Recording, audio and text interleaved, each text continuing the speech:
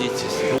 Так уж случилось, ребята, что где-то примерно год тому назад старуха-мать тоже находит иногда, зайдя в социальные сети, случайно, если так можно выразиться, набрела на цикл стихов. Почитала одно, второе, ну как-то вот было время, и, знаете, увлеклась одно, второе, третье. Я даже не буду говорить, какие, ребята их будут читать вот именно из моих любимых, понравившихся.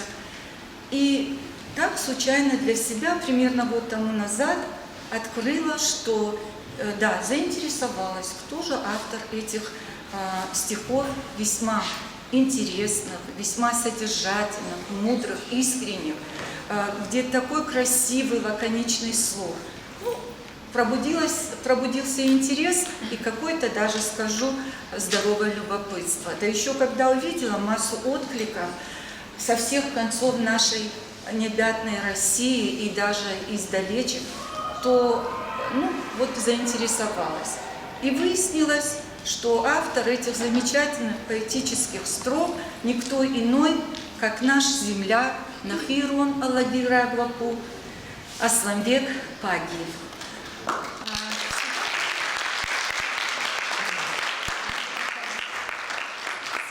Он наш гость, да? Ну, я еще буквально пару слов о вас. Конечно же, мы сегодня вас будем слушать, ваши, значит, творения будем слушать.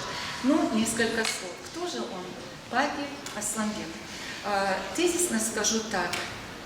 Перед нами сегодня поэт, член Союза писателей России, автор 7 солидных, изданных уже сборников стихов, и в их числе и роман под названием «Француз». Почему такое название? В этих моментах наверняка вы скажете сами, думаю. Дальше. Еще столько же книг ждут своего часа к изданию. Рукописи уже тоже готовы. Широкому читателю в 85 субъектах Российской Федерации имя стоящего рядом со мной мужчины хорошо известно. К величайшему сожалению, не все, пусть это вас не обидит, но вот в моем кругу окружения не все, к сожалению, были знакомы. Не то, что даже очно, но и с творчеством. Поэтому одна из причин, почему мне захотелось, во-первых, познакомила его со своими старшими коллегами по Штернхашу. Всем было не безинтересно, это везет, и если вам говорю, до сих пор вспоминают и говорят, может, повторим что-то уже из нового цикла, почитали. Зажглась и захотелось познакомить и моих ребят, вот первокурсники. И у нас есть большой раздел, я говорю о причинах встречи, раздел, который называется «Культура». И там, значит, из подразделов «Искусство». Мы говорим о теории, а тут захотелось, и чтобы они услышали живое слово поэта. Но помимо того, что я даже не знаю, правильно я его представляю сейчас, Асламбека, или нет, я сказала поэт. Безусловно так, уже признанный. Но в первой своей профессии он прежде всего врач. Врач, ребята и коллеги, с именем. Врач, о которых принято говорить, профи, потому что ни одного, ни двух, а десятки людей, которые уже были прикованы, этот человек поставил на ноги. И сегодня тоже перекроил вот так свой график приема и пришел, любезно согласился прийти к нам на встречу. Я безмерно благодарна, не сочтите за лестные слова, моим коллегам, которые пошли навстречу и дали своих ребят, где-то даже, может быть, в ущерб учебному занятию. Я безмерно благодарна вам, Валерий Батразович, что вы даже изыскали, вот так он под завязочку занят и сказал, пусть наши ребята услышат, чем больше увидят, услышать. Больше я ни о чем говорить не буду. Слово вам. Спасибо.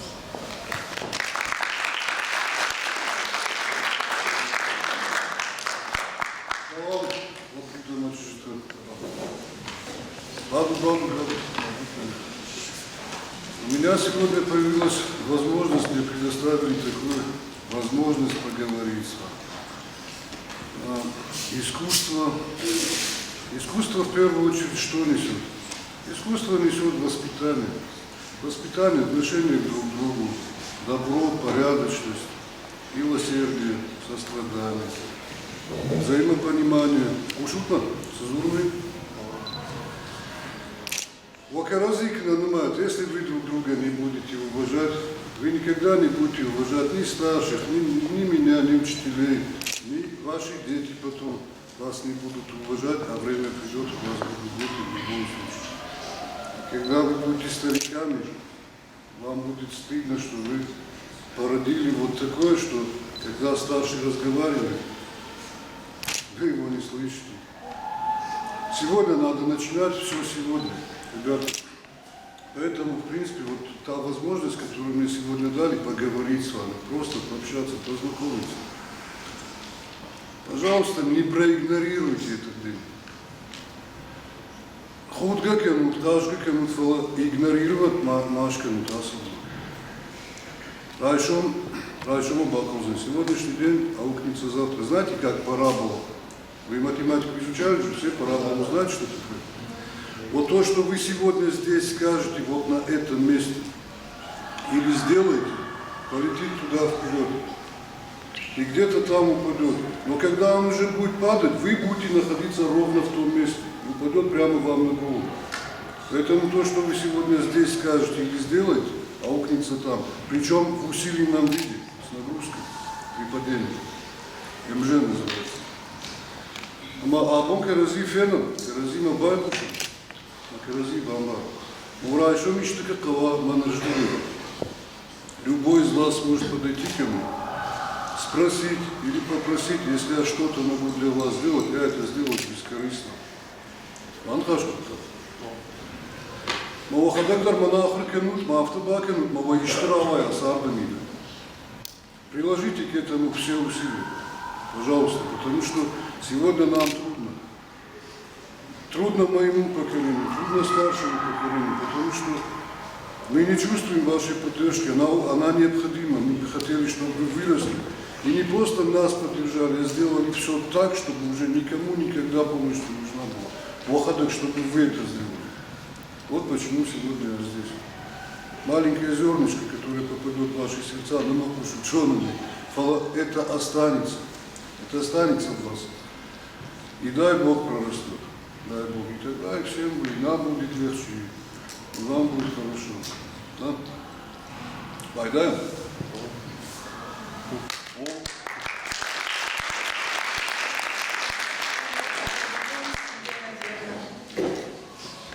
Давайте начнем со стихов. Да, я еще хотела бы добавить к сведению. Арсланбек пишет одновременно на обоих языках наших государственных, на русском языке Пушкина, на языке Хруста. Мы, наверное, как построим нашу работу, с вашей пусть услышат и на русском языке, и на стинском, а потом дальше пойдем разговор. Давайте начнем со стихов ваших. Я вам прочитаю произведение «Звезда». Я громко говорить не умею, поэтому микрофон. Мне недавно исполнилось 50 лет, вот эта фотография как раз, правда же, да? Вот эта фотография как раз была оттуда. Отметить юбилей и осознание, вот я же прошу сейчас, вот услышьте меня, да, когда вы пока совсем юные, у вас есть родители, надеюсь, у всех. И вы же хотите их порадовать, да? Вот сделать что-то доброе такое для них, когда подрастете, чтобы они порадовались. Но надо успеть, потому что многие не успевают. Вот я написал произведение «Звезда», и у меня уже родителей нет. Мне исполнилось 50, а родителей уже нет несколько лет. Но как бы в преддверии до 50-летия я писал это произведение, бомбанутый. Полвека, 50, часы идут. Плутаю по запутанным дорогам, пересекаются и снова вдаль ведут пути и тропы, созданные Богом. Давно то было. Падала звезда. Я видел траекторию полета, звезда упала, мама. Я сказал, пойду ее искать за горизонтом. Пусть звездами усыпят небеса твои дороги, сын. Счастливый путь Увидев разные на свете чудеса, тропинку маленькую к дому не забудь. Нашедший первую звезду, я шел домой. Навстречу друг, печали не тая, звезду, что взял ты в руки, мой покой. И я отдал ее. Бери, коли твоя. Звезду вторую я отдал соседу, и он вернул в семью былой уют. Из дома звонкий смех его. Конфеты его детишки радостно жуют, а третью подарил я незнакомым, поняв, что их судьба в моих руках. Четвертую поэзией влекомым, пускай запомнят гениев в веках. Я сотни звезд раздал за это время, а вот свою никак не нахожу. Просветами давно сверкает темя, уже все чаще не хожу, лежу. Не боль меня сгибает, и не время. Слепые очи режет, и в слезу я горблюсь, напрягая свое зрение, ищу мою упавшую звезду. Все получилось, как сказала мама. Усыпан звездами небесными мой путь, и я порадую звездой ее, той самой, которую найду когда-нибудь.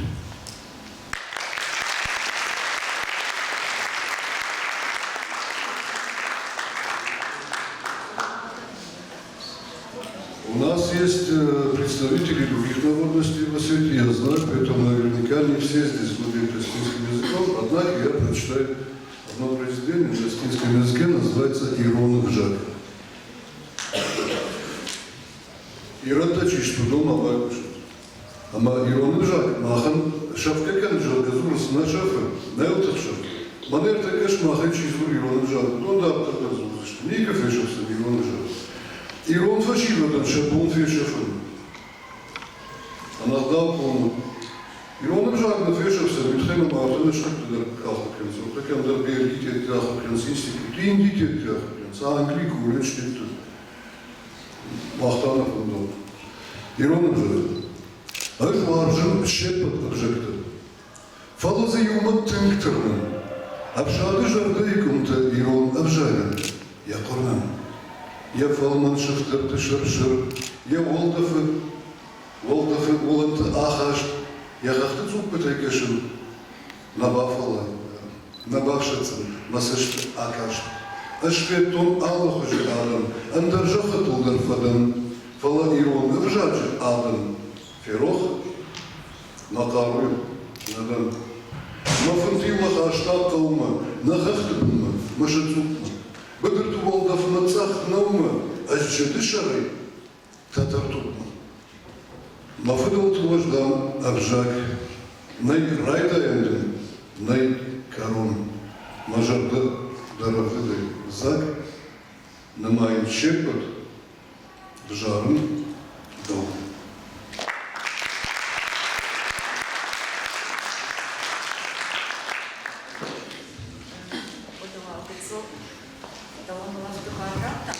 Значит, в это время у нас здесь сегодня с Асланбеком его друзья, близкие приятели. И стихи его декламируют, конечно, и друзья читают, и он посвящение делает. Ну и актеры нашего Северо-Осетинского драматического театра имени Кобзаева. Сегодня здесь присутствует Залина Цумартова, которая тоже является поклонницей творчества.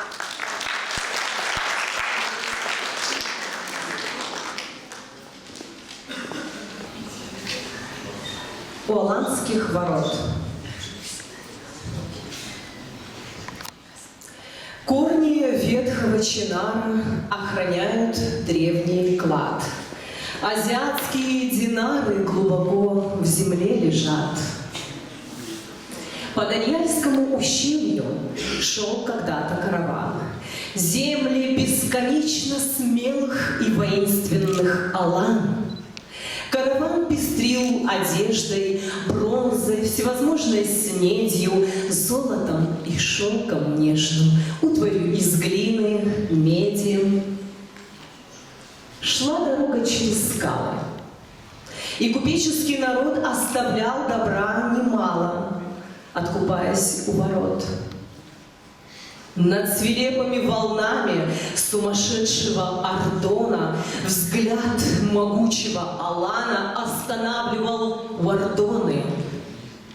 Выбиты в скале ворота, над рекою узкий ход, по единственной дороге персам двигаться вперед.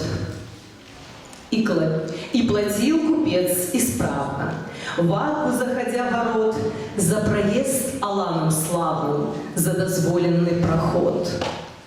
Был один из юных персов вспыльчив и неосторожен. Не послушав голос сердца, вынул меч кривой из ножен. Он кричал и клялся солнцем, с гордо выпеченной грудью, что пройдет по трупам горцев, но налог платить не будет. Эхо крика не успело смолкнуть под ногами неба. Головы лишилось тела, и кричавший канул в небо.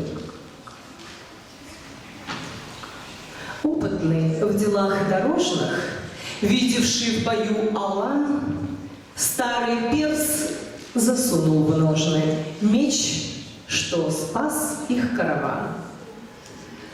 Золотом осыпав щедро жизнь, что превратилась в дым, схоронили персы тело под чинаром молодым.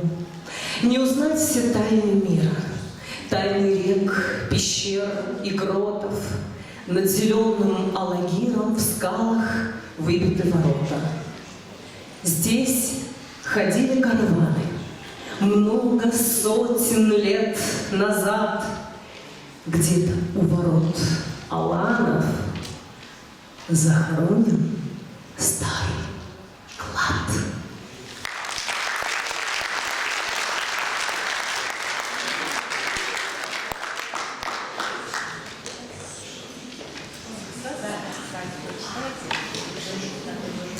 Это стихотворение из рубрики «Любовная лирика». Влюбленный лист. Солнце радостью лучистой наполняло мир. Нежно зеленели листья, набираясь сил. Засиял под солнцем лист на высокой ветке, безупречно духом чист, полюбив соседку. Днями ей шуршал на ушко, бойко шелестел о любви своей подружки, каждой жилкой пел. Осень заменила лето, дождь сменяет зной, шепчет милой о рассветах листик пожилой. Желтый лист шептал подруге о любви своей, предлагал свои услуги, улыбался ей.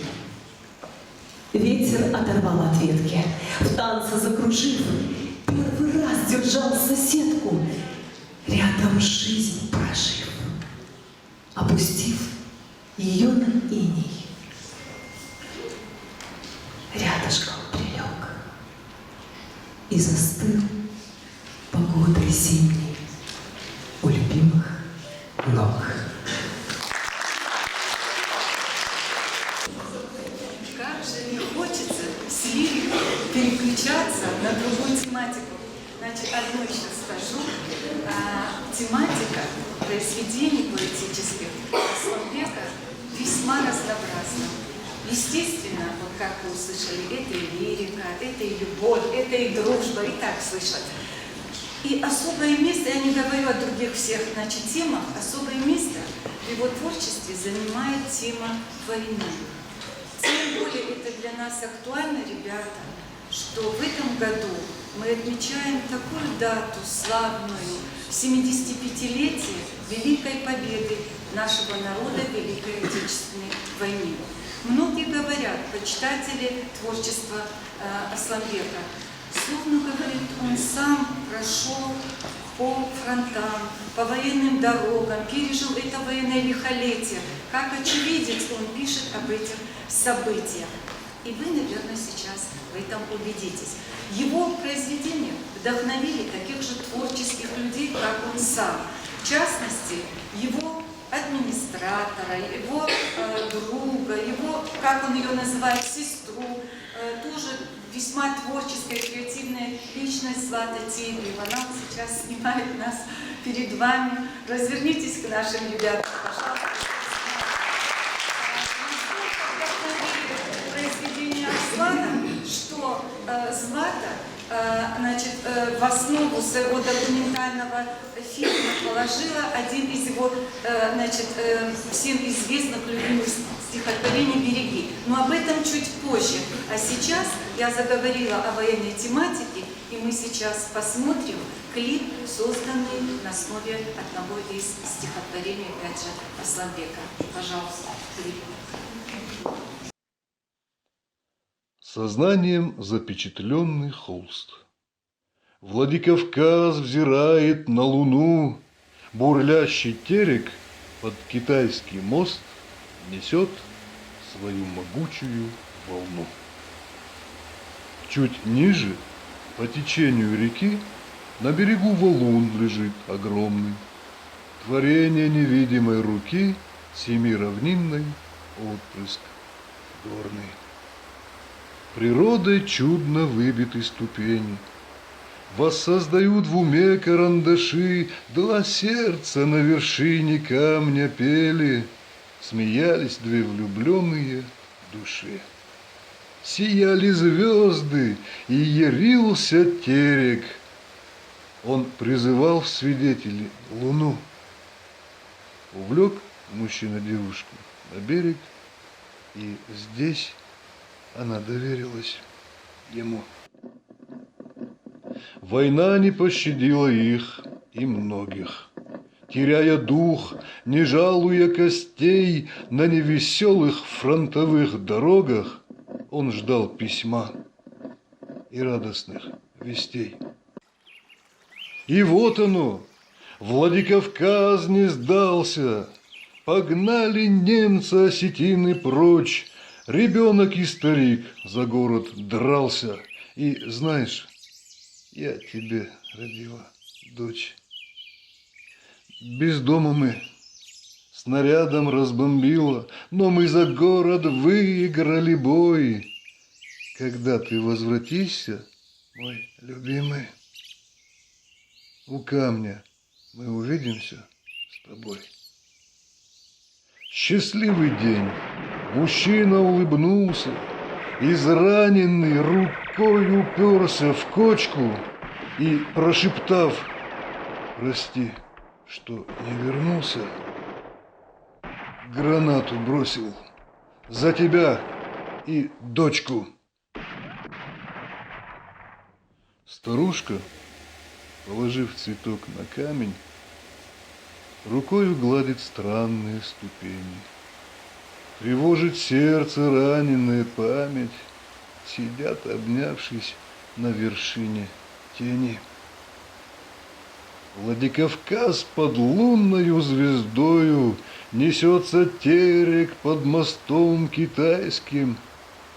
Седая женщина, промокшая слезою, стоит и ждет обещанного счастья.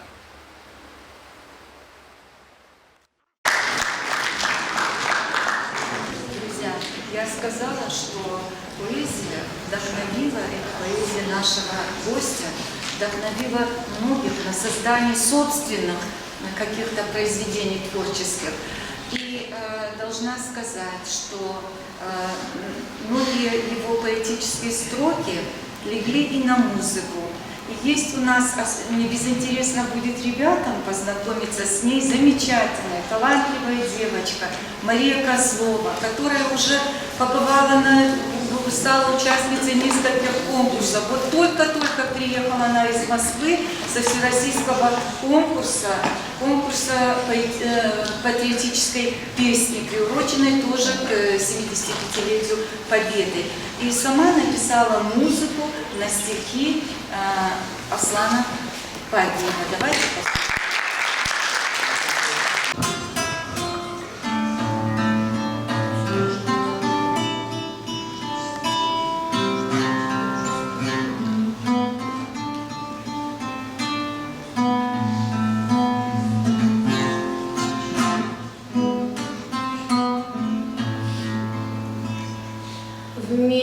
что-то изменилось, странно замерли леса, тучи градом всем любились, полыхнули небеса.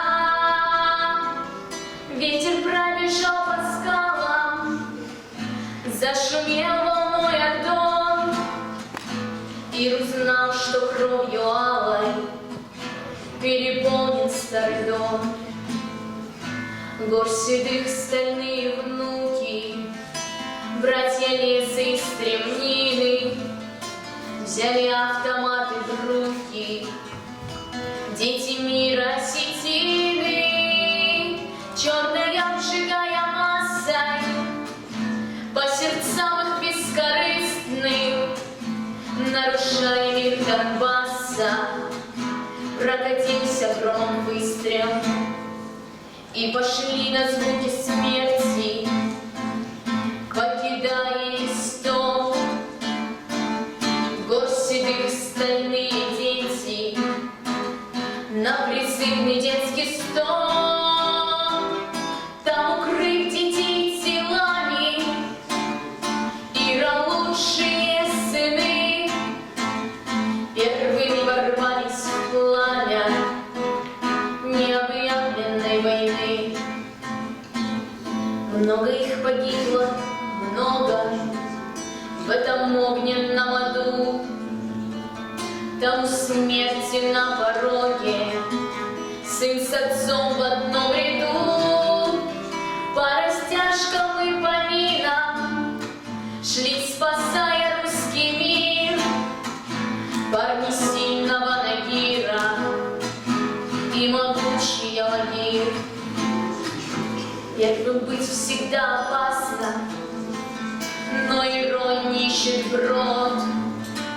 Если жертва не напрасна, осетин идет вперед.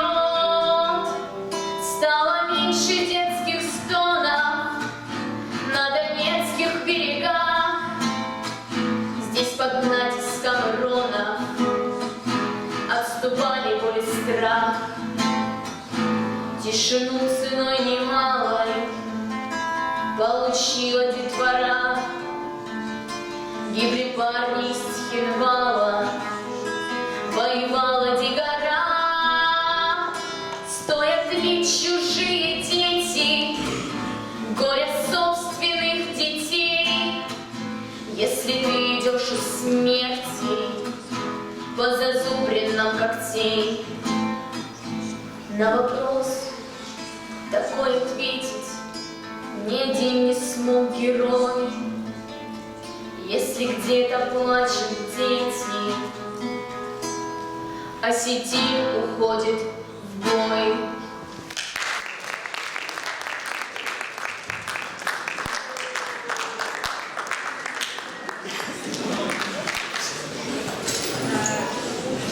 Песня называлась «Принявший первый бой». Я добавлю, что Аслан, наверное, нет уже такой точки, ну, на Кавказе точно, и в Донецке побывал, и в Цхинвале побывал. Я же сказала вначале, что это мы позже приходим и доходим до своих братьев и сестер, а там уже знают. И песни тоже родились, и идеи были навеяны, вот всем увидели. Может, вам слово скажете? Я хотел сказать, вот, ребята, вот смотрите. Мы же здесь как разномастные, разношерстные, разноцветные, и русские, и грузинные, вот армянские девочки, которые... С фамилией русской, да? С фамилией русской, которая поет о своей земле Осетии, о тех осетинах, которые первыми, это была правда, это правда. Донбасс первые несколько боев приняли осетины, то есть именно осетины. Первые волны откатили. Что я хочу сказать? Вот эта девочка, вот она человек мира. Я бы хотел, чтобы вы все такие были, уважали друг друга. Не так, что вот я там гигорец, я там ударец, не так, а вот по-настоящему мах и мощь, что же, ну вот мы вместе. Армяне, грузины, осетины, русские. цыгане, неважно, вот если мы все живем на этой земле, приветствуем эту землю, любим ее, воспеваем ее, делаем добро людям, которые живут на этой земле, неважно какой национальности, вот это будет уже говорить о том, что вы стали людьми взрослыми, людьми мира. Этой девочке сколько сейчас уже? 13 уже. 13 лет. 13 лет. Уже человек мира.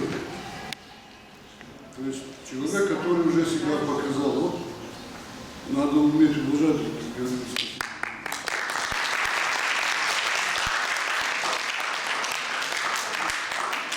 Но не посмотреть вот этого фильма нельзя вам не посмотреть.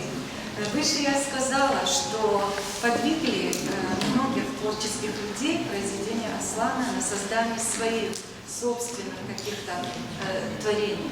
И в частности, вот Злата Тельева, известный фотограф республики, известный видеорежиссер, сценарист. А первоначально наши с вами тоже коллега, дорогие учителя, по образованию педагог, 18 лет тоже проработала на ниве образования. Но сегодня вот ушла в творчество и замечательным тандемом работает вместе с Асламбеком. И, значит, тоже вот как я, объясняет мне, почитав, встретившись вот так со стихотворением «Береги», называется стихотворение, значит, осенило его. Вот как у поэта бывает муза, они находят или в лице кого-то, может и чего-то тоже. А Злата нашла именно вот подвижку такую в этом стихотворении. Называется «Береги». Не буду ни характеризовать, ни говорить, вы все сами поймете. Фильм документальный, короткометражный, созданный, вот в основу которого вошло это стихотворение «Береги», в прошлом году, летом истекшего года, на международном конкурсе в Москве, международный, представители там более 2 десятков стран принимали участие, фильм занял 1 место. И плюс еще получил приз зрительских симпатий, что не менее важно, чем 1 место. Давайте же посмотрим. Очень поучительное и стихотворение, очень поучительный и фильм получился. Я часто думаю о том, что мое поколение единственное, имевшее счастливое безоблачное детство. Ни довоенные, ни военные, ни послевоенные годы нас не коснулись. Мы были защищены государством и доверяли друг другу. Возможно, те герои, что погибли на войне, и те, что построили новое государство, вырасти в нас, дали миру последний шанс в виде тех людей, которым посчастливилось увидеть мир без войны. Мы единственные и последние, кто испытал радость взросления в обществе умных и надежных людей. Если сегодня мы умудримся передать наш опыт тем, кто идет за нами, донести до них знания о мире, в котором выросло наше поколение, то мы сумеем использовать данный нам шанс. Если дети поймут, о чем мы им говорим, то им захочется вырастить своих детей именно в таком мире, и они все поменяют.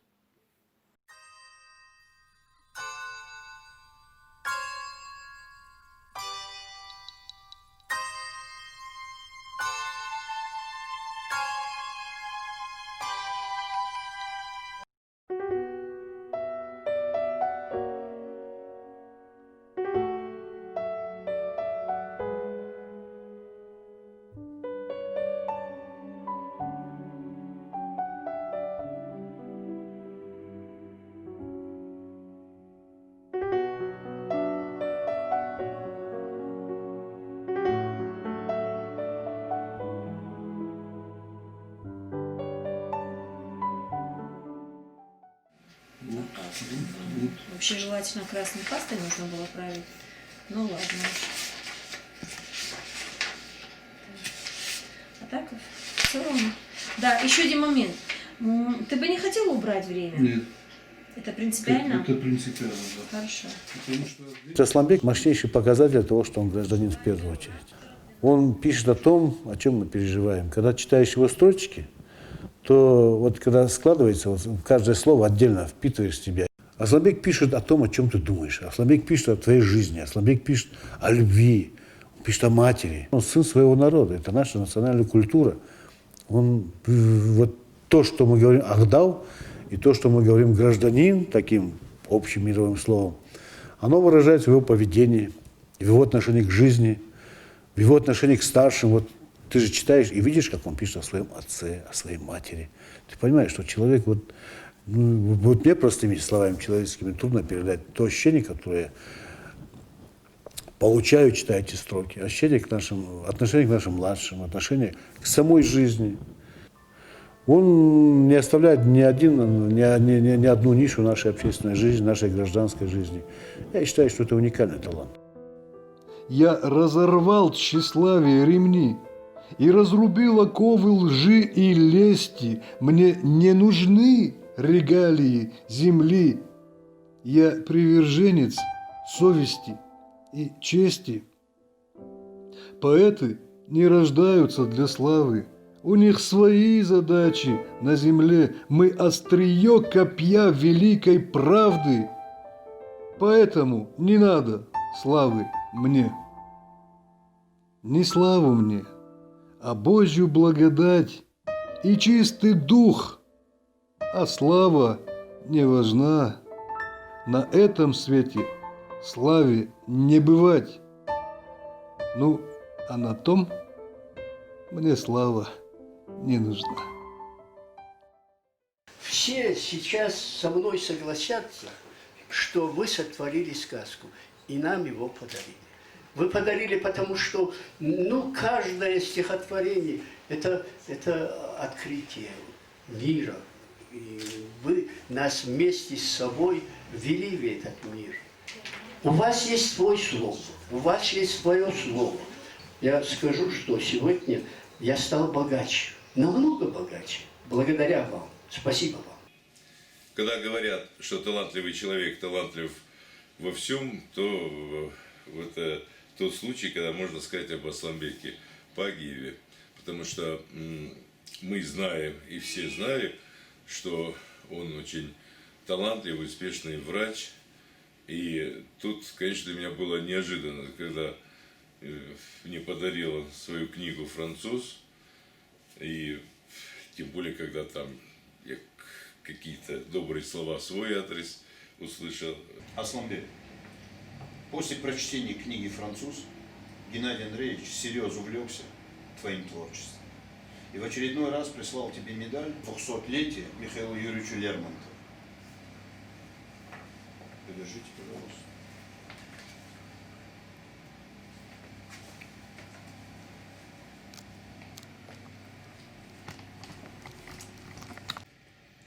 Асланбека Пагиева я знаю давно. Он настолько надежный и порядочный человек, что я пошел бы с ним в разведку. Он никогда не подведет. Это я! Это любой из моих друзей, который... Терек был намного глубже. Сейчас его можно вброд перейти. Вот там наверху у нас был плот. На трассах мы на нем ездили. Нас уносило под мост. Это был драйв, но это был не драйв, это был страх сплошной. Адреналина. Было круто. Вот эти вот колеса мы катили, надували. Каждый выходил из дома, мы прятали их специально в разных местах, выходили, катили их до Тереки. И здесь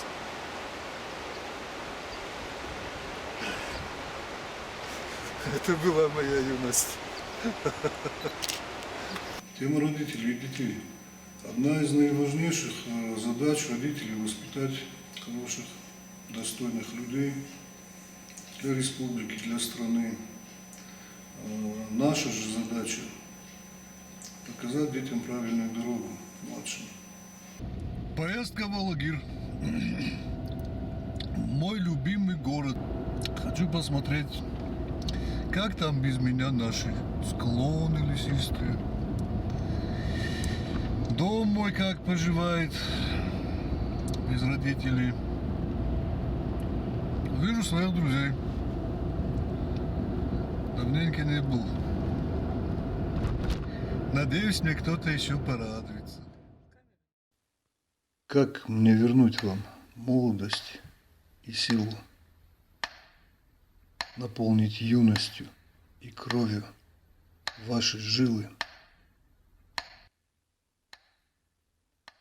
Она звонила часто, просто так, без повода, и это раздражало. И я, болван, законченный дурак, так мало пообщался с милой мамой. В погоне за рублем, в пылу работы всегда мешали мамины заботы. И я, бросая трубку, говорил: перезвоню. Но так и не звонил. В кругу застольном, в яростных утехах звонок от мамы создавал помехи. Сейчас перезвоню, я говорил, но забывал и не перезвонил. На сердце пусто, холод леденящий, и от обиды на себя меня трясет. Звоните. Говорите с мамой чаще. Пока не поздно, выскажите все. Я, засыпая, часто вижу сон. Отец рукою машет: догони! И, надрываясь, плачет телефон. И мама шепчет: сын, перезвони.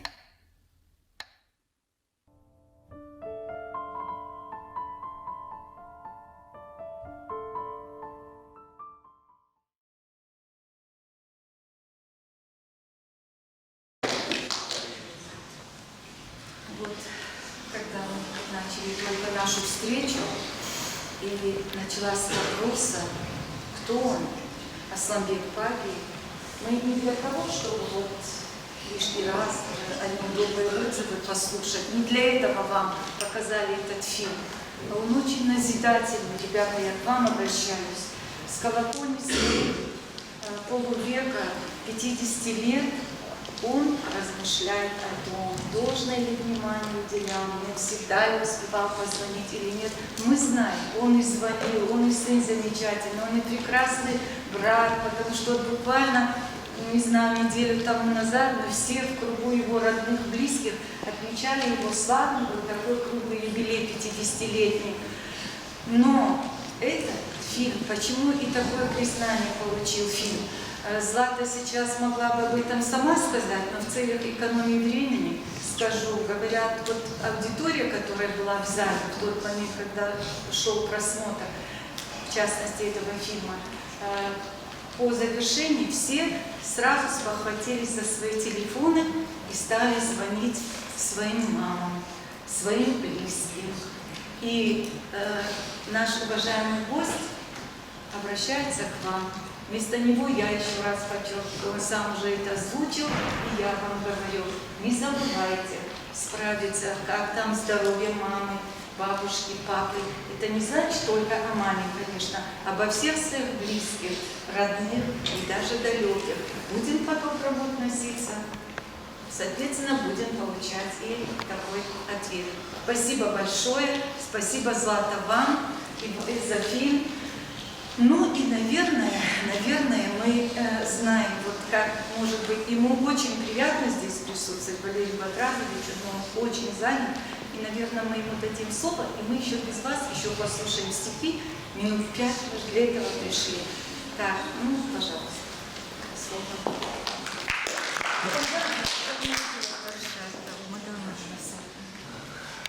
Еще раз добрый день. И наши гости в первую очередь, наши студенты, мы с ними виделись уже сегодня. Знаете, конечно, великое счастье у тех в руках, которые понимают ценность любого слова, любой мысли и любого движения. И на самом деле, как человек становится старше, он больше все это понимает и ценит. И те, может быть, моменты непонимания, которые я чувствую своей спиной, может быть, со временем сядут по местам. И поэтому сегодня вам простительно где-то что-то говорить, смеяться и не слышать то, что нужно услышать вовремя. Потому что свыше наш гость сказал, что любое содеянное сегодня аукнется завтра. И сегодня, когда наши гости, являясь такими же мамами и папами, таких же детей, как и вы, которых нужно содержать и кормить, нашли время, дабы сегодня опять кинуть тот камень, который завтра упадет на плечи их детей в ракурсе благого дела и в ракурсе какой-то исторической части. И когда мы, выкладываясь перед вами в надежде, что вы наш завтрашний день, и вы должны быть лучше, чем мы в десятки раз, многие вовремя этого всего не понимают и делают большие ошибки. И я лишний раз, даже в присутствии наших гостей, в надежде на завтрашний день, прошу только одного – уважать всех тех, кто рядом с нами. И в первую очередь уважать ту фамилию и тот род, который вы сегодня здесь представляете. И не показывать в лице своей невоспитанности лицо всей фамилии, думая о том, что не все такие. И я еще раз говорю, благодаря таким моментам и благодаря таким людям, как Асланбек, как Злата, как вот эта девочка, мир становится краше. И появляется надежда, что добрых и уважаемых людей, чтящих культуру, традиции, историю, любовь к своей родине, стало на чуточку больше. Хотя, сопоставляя вчерашний и сегодняшний день, таких людей вчера, в вашем возрасте, в моем детстве, в детстве наших гостей было гораздо больше. Жили стихами, жили песней, жили дружбой, жили уважением к старшим. И поэтому сегодня все вспоминается совершенно другим ракурсом. И очень хочется, чтобы сегодняшнее скупое, морально скупое время не принесло большего ущерба в вашем будущем. Мы сегодня с вами живем в веке, когда культом является не книга, а культом является вот этот аппарат. А вот в этом аппарате души нет. Она утром вами берется, а вечером ставится на зарядку. Нету жизни. А книга, написанная десятилетиями, хранится на полках. И среди здесь сидящих есть дети и люди, которые в своей жизни ни одной книги никогда не прочитали. Не знают романы, не знают поэмы. Но мы забываем с вами самое главное, ребята. Завтра, очень быстро, когда вы попадете в жернова своей жизни, когда вы станете мамами и папами, к вам будут подходить ваши дети с определенными вопросами, и вам нужно будет приводить какие-то тезисы, какие-то примеры. Откуда мы это все будем брать? Не зная стихов, не зная романов, не понимая, с кем кого нужно связывать и кого приводить в пример, как мы собираемся вести жизненную цепочку дальше. Ведь мы на самом деле, я еще раз повторяюсь, представители лучших фамилий, живущих в Северной Осетии, независимо от национальности. И я хочу, чтобы я гордился каждым из вас, и я хочу, гости, приходящие к нам в дом, чувствовали радушие каждого, сидящего здесь. Дать вам специальность – это чепуха. Научить вас жизнь – задача каждого из нас. И я еще раз от вас преклоняюсь перед нашими гостями, которые сегодня бросили свою основную работу. Порой наши родители не могут для нас найти время. Задумайтесь каждый об этом. А старшие сегодня находят время для вас, думая о вашем будущем. И от вашего внимания, и от вашего лица я еще раз хочу им сказать большое спасибо. Ибо ради этого мы сегодня собрались. Если мы сегодня не будем чтить то, что есть сегодня, не будут чтить завтра нас. Я хочу, чтобы чтили каждого из вас, как будущая история, как будущих героев, как будущих всей нашей планеты. Счастья всем нам, здоровья, мира и всего хорошего.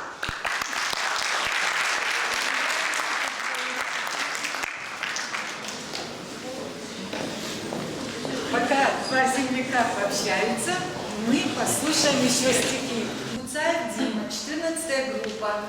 Это нам прочитает. Еще раз. Летим со мной. Летим со мной. Лирика. Победи на бескрайний небесный простор, оцени глубину его синих лучей. Мир, земными пронизанный пиками гор, полетели со мною, пока мы учились. Где-то там, на луне, нас заждались цветы, испуская тоскливый по нам аромат. Я гляжу в твои очи, согласна ли ты неуютный покинуть земной переход? Если хочешь, мы можем вернуться на Марс, где когда-то у предков цвели города. Я придумаю новую сказку для нас, где мы молоды будем навеки всегда. Среди сотен миров, планетарных перрон, стенам любви приведу тебя я. Ты за стенами этими сядешь на трон, ублажая мечты своего коня.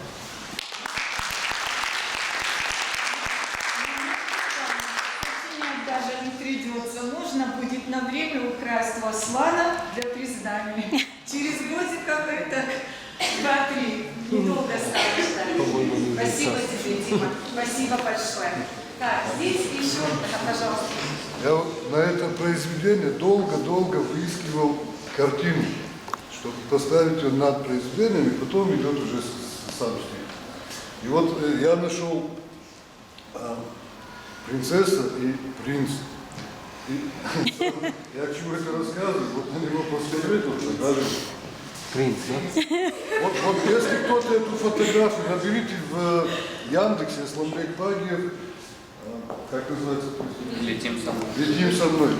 Наберите вот это, увидите фотографию, попробуйте сказать, что Как будто с его образа писали. Кстати говоря, там такие заставки, не обратить внимания нельзя. Стихотворение оно да, а где он еще и выступает, эти иллюстрации, эти фотографии, эти репродукции. Ну, это чудо.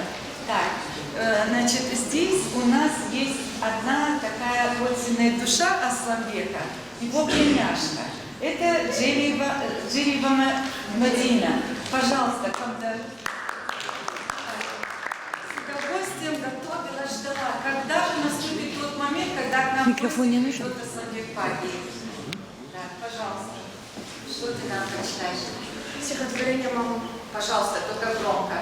Микрофон возьми. По маминой щеке бежит слеза, стекает по лицу и каплей на пол. У мамы самые красивые глаза, в них дождик синь небесную накапал. Когда-то, бегая по лужам и траве, коленки разбивая, локотки, небесной радуясь открытой синеве, могла ли знать, что дни так коротки? Кто породил меня на этот свет? Кто дул на мой ушиб и гладил ноги? Кто самый в жизни дельный дал совет, напутствуя меня перед дорогой? Или ночью, укрывая одеялом, часами гладил волосы мои? Кто может так любить меня, как мама? Чье сердце преданнее, чем мамина горит? Что бы в жизни ни случилось с мамой, недуги или смертельной хворобе, недоспавшей, слабой, усталой, мама будет думать о тебе. Все стерпеть готова и снести, и с улыбкой гордой принести все, что дал ей Бог, себя саму, в жертву мамы чаду своему. Люблю тебя, как небо, как зарю. Ты свет, добро и счастье для меня. Я всех на небесах благодарю. Лишь время в твоей старости меня.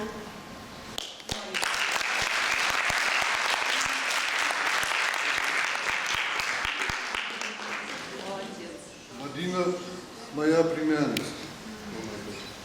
Вот это произведение мы как-то с ее отцом, Аликом, вот он сидит, мы выросли вместе с самого детства в одном дворе. И Алик был у меня в гостях и попросил прочитай, говорит, маме что-нибудь моей. И вот прямо на кухне мы взяли телефон, начитали на WhatsApp. И, в общем, это была бабушка Мадины, вот откуда в ней вот это произведение.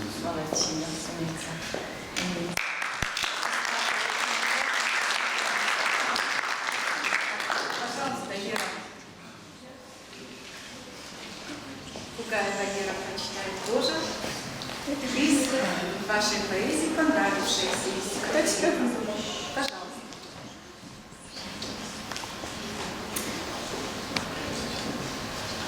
Кто из сидевших под утренним солнышком в мысль ушел философию тем и, наблюдая за тенью от колышка, выдумал слово, известное всем. Мчится оно, словно птица железная, что запустил в небеса человек. Только для неба оно бесполезное, как и для гор, океанов и рек. Для человека оно быстротечное, пленник стеклянных песочных часов, изобретение дьявола вечного, соизмеритель и мысли и слов. Время, в каких только мыслимых ракурсах не проявлялось ты в жизни моей, злыми морщинами, мыслями Бакуса, пухом посаженных мной тополей, маминым голосом, детскими криками, уханьем филина ранней зарей, мыслью непойманной, добрыми ликами, страшным кошмаром и болью порой. Не пообщаться с тобой, не притронуться, неизмеримо ты в мире своем. Только ты знаешь, что я мысленным конусом вижу тебя абсолютно во всем.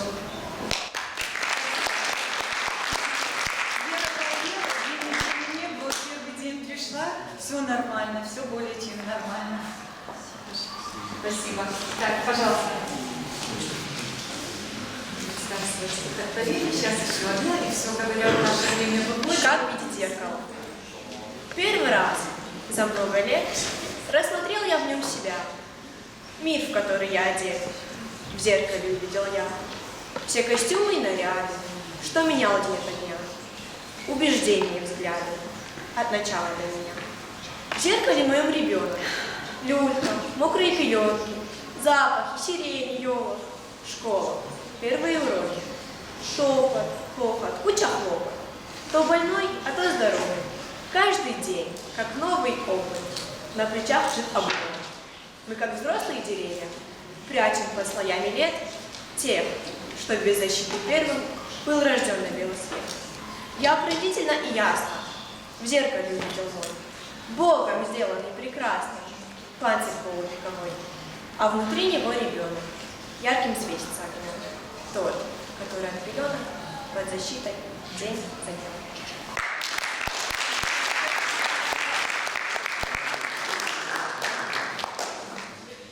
Еще двое наших ребят, пожалуйста. Держись, она осторожно. Лежа у тебя, старик, лежа у тебя, старик, у края жизни, твой взор задернут пеленой навек. Чувствую за ней укоризну и удивляюсь, что за человек. Ты жизнь прожил без доброго поступка, играл и пил, все делал для себя. Лишь для себя ты совершал покупки, обогащался лишь себя любя. Порядочность и честь твою близки, ветра неблагодарности смели.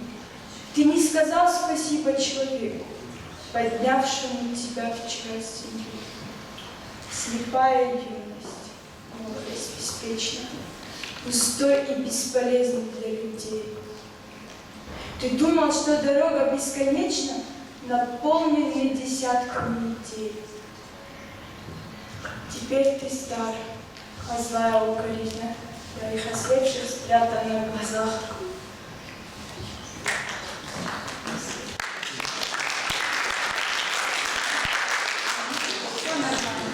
Все нормально, кто-то волнуется, так, да еще я их подгоняю.